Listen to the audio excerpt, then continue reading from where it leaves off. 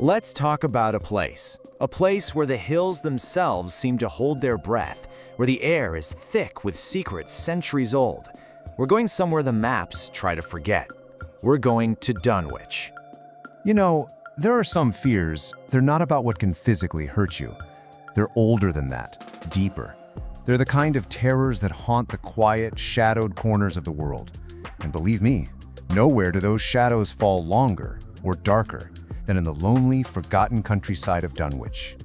To really get the horror of this story, you have to understand the place that spawned it. Dunwich isn't just a backdrop. Oh no, the place itself is a character in this story, a sick one. It's a landscape that feels aware and deeply, deeply unwell. If you were to drive through the back roads of north-central Massachusetts, you'd eventually find the hills around Dunwich, but something about them is just wrong. They're too smooth, too perfectly round, and on top of them, strange circles of tall stone pillars standing against the sky like the teeth of some long-dead giant. It's like nature itself is corrupted here. And the ground itself feels treacherous. Deep, dark ravines slice through the land, and the bridges over them look like they could collapse at any second. You get this awful feeling that you're walking over hollow spaces, over things that have been buried and waiting for a very, very long time. And then there are the sounds. At night, the air just comes alive. But it's not a peaceful sound. It's this chorus of unseen birds and frogs that's described as creepily insistent. It's the sound of a place that doesn't want you there, a sound that feels like it's counting down to something terrible. Once you get into the village proper, this smell just hits you. It's faint, but it's awful. It's the smell of deep, ancient decay, the smell of secrets left to rot for centuries, a stench that has soaked right into the soil. Of course, a place like this has its stories. The locals whisper about strange rituals in the hills, about demonic voices rumbling up from the ground. They'll tell you about the Devil's Hopyard, a patch of land so cursed nothing will grow there. And they're terrified of the whippoorwills, believing they literally snatch the souls of the dying. Here's the thing about Dunwich, though. These aren't just stories. They're warnings. So you have this awful place, and into this place, a child was born. On February 2nd, 1913, while the hills rumbled and every dog for miles around howled in terror, Wilbur Whateley came into the world. Right from the start, he was described as a dark, goatish-looking infant.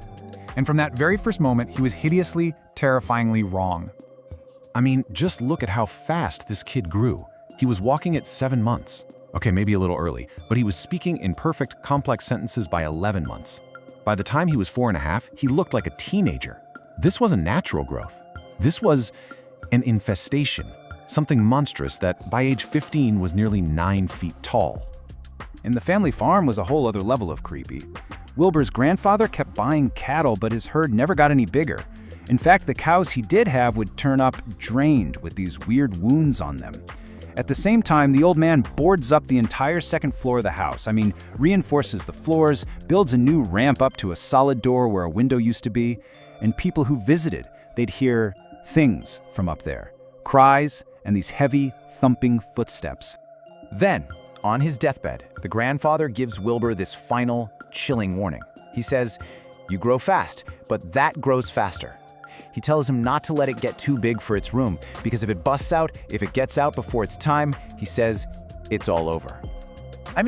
What in the world is he talking about? What was growing up in that sealed-off attic? What were they feeding with the blood of all those cattle? And what happens if it busts quarters? Well, Wilbur messes up. Big time. He's 15 now, and he goes to Miskatonic University trying to steal a copy of the Necronomicon. But he gets attacked by a guard dog, and he's killed. And just like that, the only person keeping a lid on things is gone. The thing his grandfather warned him about was now free. The horror broke loose. And Wilbur's death gives us our first real clue about what's going on, because when the dog tore his clothes off, it revealed he wasn't entirely human. His lower half was this nightmare of black fur, slimy tentacles with red suckers, and the massive scaly legs of some kind of dinosaur. He was a monster, hiding in plain sight. Back in Dunwich, the thing in the attic apparently noticed Wilbur wasn't coming home. The Whateley farmhouse was found completely annihilated, just blown to smithereens from the inside out. The wreckage was covered in this foul, sticky, tar-like goo. Whatever was locked upstairs was out, and it was hungry. The first reports were just confusing. A local kid comes running into town, babbling about a path torn through the woods like someone had dragged a house through it. He saw these massive, circular footprints in the dirt road, bigger than barrels, but he never saw what made them. And then the terror just escalates. A neighbor's shed just caves in. A fence splinters. Then someone gets on the phone screaming that something huge is throwing itself against their house over and over, until the line goes dead with the sound of splintering wood and awful screams. By the time a search party got there, the house was just gone, caved in like an eggshell. And the family? Nothing. Not a body, not a trace. They were just erased, utterly wiped from existence. There's this old Latin phrase for a certain kind of evil, negocium perambulans in tenebris. It means the pestilence that walketh in darkness. And as this invisible thing continued its rampage, 3 men showed up in Dunwich who understood that's exactly what this was. Not an animal, but a sickness from beyond the stars. Dr. Armitage, the librarian who turned Wilbur away, he shows up with 2 of his colleagues. They'd figured out Wilbur's coded diary and they knew what they were up against. So they didn't bring guns. They brought books. They brought ancient knowledge and forbidden spells. And they tracked the monster right to its birthplace, Sentinel Hill. They get up on a ridge, wait for it to pass below, and they hit it with this special powder from a sprayer. And for one single, sanity-shattering second, they see it. A witness looking through a telescope could only stammer, bigger than a barn, made of squirming ropes, covered in bulging eyes, and worst of all, a half-formed human face on top. As the scholars start chanting their spell, this voice thunders out of the empty air, a sound not meant for human ears. It's fighting the spell, and it lets out this desperate, terrifying scream that echoes across the hills, a scream with 2 very clear words: Father, Father, Yog-Sothoth. And in that instant, bam! A bolt of lightning hits the hilltop. A wave of force and an indescribable stink washes over everyone. And then, silence. It's over. The thing is gone. That's when Armitage tells them the final awful truth. The monster wasn't some pet. It was Wilbur's twin brother. And that half-formed face, it looked just like the Whateleys, because it looked more like their father. So, the monster was destroyed.